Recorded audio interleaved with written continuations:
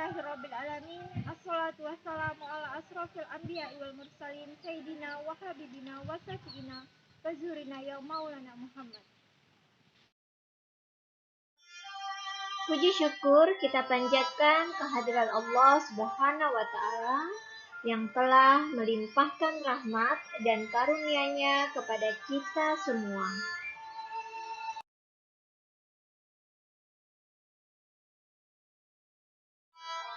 Salawat dan salam semoga tercurah limpahkan kepada Habibana wa Nabiyana Muhammad sallallahu alaihi wasallam.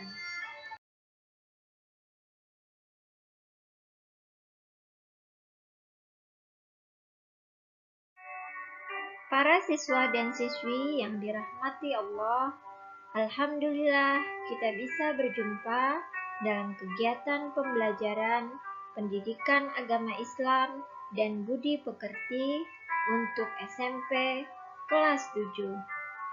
Pada kesempatan hari ini, materi yang akan kita pelajari yaitu materi semua bersih, hidup menjadi nyaman, atau materi ketentuan Toharoh.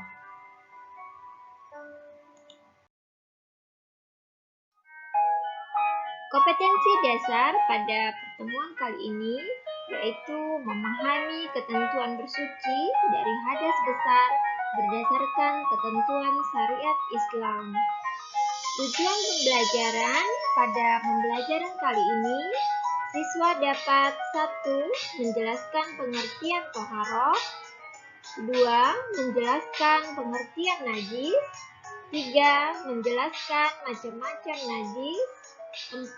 Menjelaskan tata cara bersuci dari najis, 5. Menjelaskan pengertian hadas besar dan hadas kecil, menyebutkan contoh-contoh hadas besar dan hadas kecil, 7. Mengetahui tata cara bersuci dari hadas besar dan hadas kecil, dan yang terakhir, memahami hikmah bersuci.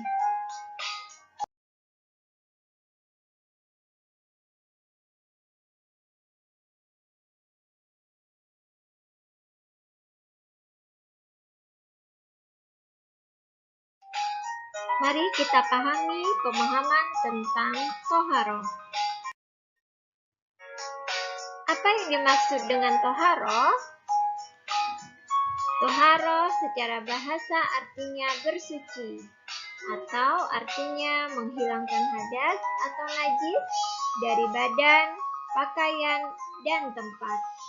Benda yang dapat digunakan untuk bersuci yaitu air, tanah, kertas, debu, dan benda keras lainnya. Pengertian najis. Najis adalah kotoran yang menjadi sebab terhalangnya seseorang untuk beribadah kepada Allah Subhanahu wa Ta'ala, atau kotoran yang harus dibersihkan dari badan dan pakaian apabila kita hendak sholat atau ibadah. Macam-macam najis. Najis dibagi menjadi 3, yaitu najis mukhafafah, najis mutawasitah, dan najis mukhaladah.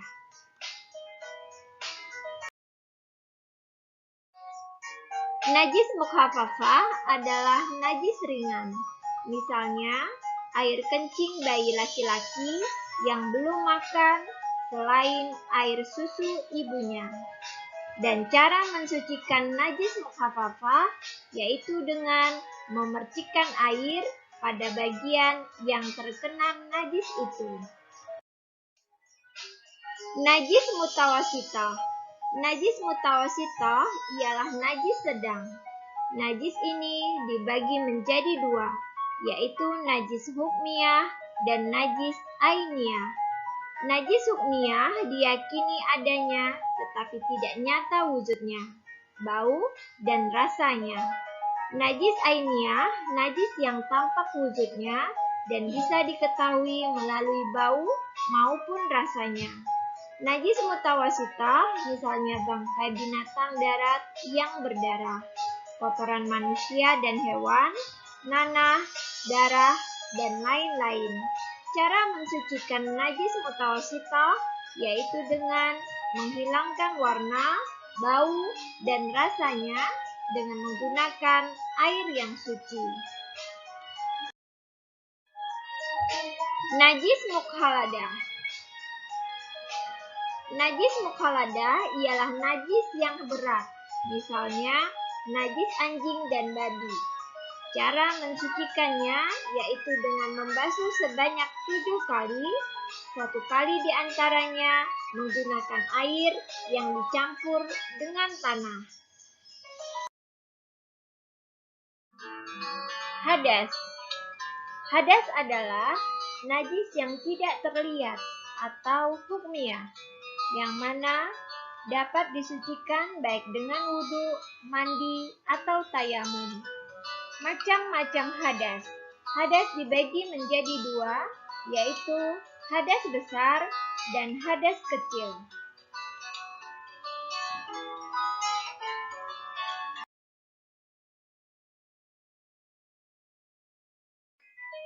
Hadas besar. Hadas besar adalah hadas yang mengharuskan seseorang untuk mandi wajib atau tayamum. Contoh hadas besar: 1. Berhubungan suami istri atau bersetubuh.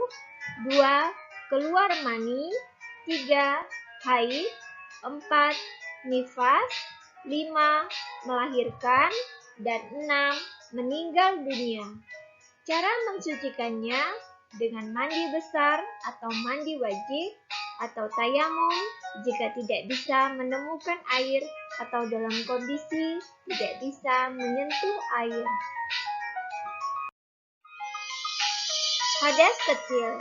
Hadas kecil adalah adanya sesuatu yang terjadi dan mengharuskan seseorang berwudu atau tayamum apabila hendak beribadah atau sholat.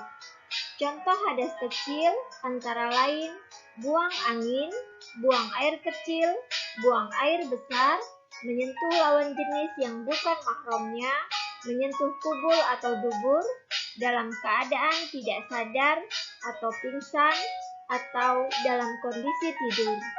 Cara mensucikannya dengan berwudu atau tayamum. Macam-macam cara membersihkan hadas, yaitu dengan cara mandi wajib, 2. Berwudu, 3. Tayamum. Pengertian mandi besar, yaitu cara bersuci dengan meratakan air ke seluruh tubuh untuk menghilangkan hadas besar. Cara-cara mandi besar: 1. Membaca basmalah. 2. Membasuh bagian tertentu yang kotor. 3. Berwudu terlebih dahulu. 4. Meratakan air ke seluruh tubuh. 5. Mendahulukan menyiram anggota tubuh bagian kanan. Dan 6. Menggosok-gosok badan untuk menghilangkan kotoran yang melekat. Adapun hal yang mewajibkan mandi besar, yaitu hubungan suami istri, keluar air mani, haid, melahirkan, atau nifas. Wudu. Pengertian wudu: bersuci dengan menggunakan air untuk menghilangkan hadas kecil. Rukun wudu: yang pertama, niat. Yang kedua, membasuh muka. Yang ketiga, membasuh tangan sampai siku.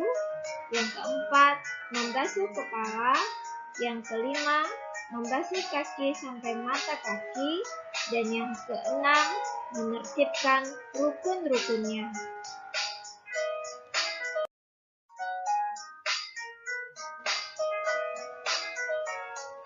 Pengertian tayamum.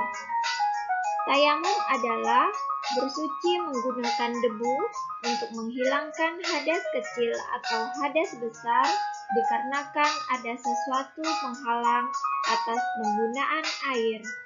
Rukun tayamum: niat, menyapu muka dengan debu, menyapu kedua tangan hingga siku dengan debu, menertibkan rukun-rukunnya.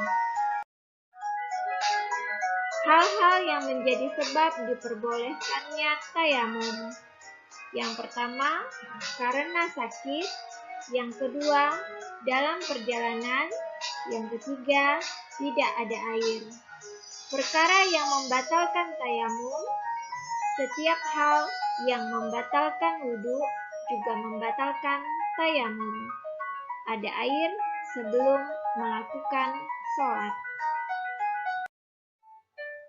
Dengan demikian, berakhirlah pembelajaran kita kali ini. Marilah kita tutup pembelajaran kita kali ini dengan membaca doa kafaratul majlis. Subhanakallahumma wa bihamdika asyhadu an la ilaha illa anta astaghfiruka wa atubu ilaik. Wassalamualaikum warahmatullahi wabarakatuh.